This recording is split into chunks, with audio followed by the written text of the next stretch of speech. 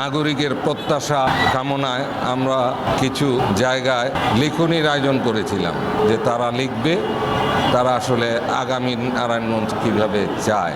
যেই মন্তব্যগুলি পেয়েছি এই সাধারণ ছাত্রছাত্রীদের কাছ থেকে, তরুণদের কাছ থেকে, যুবকদের কাছ থেকে, প্রবীণদের কাছ থেকে, এটা নিয়ে আমরা কাজ করব। ভারপ্রাপ্ত চেয়ারম্যান তারেক রহমান কি বলেছিলেন, আমার আগে আমরা, আমাদের আগে দেশ, ক্ষমতার আগে জনতা, সবার আগে বাংলাদেশ।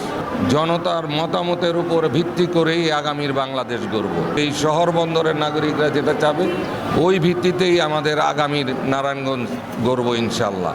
আগামীর বাংলাদেশ তরুণদের চোখে দেখতে চাই। এই যে আমার পাশে যারা দাঁড়িয়ে আছেন ছাত্র তরুণরা, তাদের যে এই যে লেখনী আমরা যে দেখলাম, এইটাতেই বোঝা যায় যে তারা আসলে আগামীর বাংলাদেশটা তারা তাদের নিজের মতো করে দেখতে চায় এবং সুস্থ ধারায় দেখতে চায়।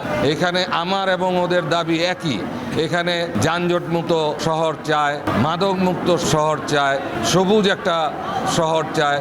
কলেজে তারা তাদের যে খাদ্য সাপ্লাই দেয় যারা, তাদের বিরুদ্ধে তাদের কিছু কথা আছে, ওখানে কিছু দাম বেশি রাখেন এবং হাইজেনিকের ব্যাপারটা আছে। এই যে কমন, মানে এমন না যে অনেক জটিল কিছু চেয়েছে আমাদের ছাত্র তরুণরা, প্রবীণরাও অনেক ধরনের মন্তব্য এখানে করেছেন। ওনাদেরও একটাই দাবি যে মাদকমুক্ত শহর চাই, আমাদের সন্তানদেরকে আমরা বাঁচাতে চাই, এই ধরনের বক্তব্য দিয়েছে। জাতীয়তাবাদী দল যদি ইনশাল্লাহ সরকার গঠন করতে পারে, এদের দাবি নিয়েই আমাদের পথ চলা হবে ইনশাল্লাহ, আগামীর পথ চলা।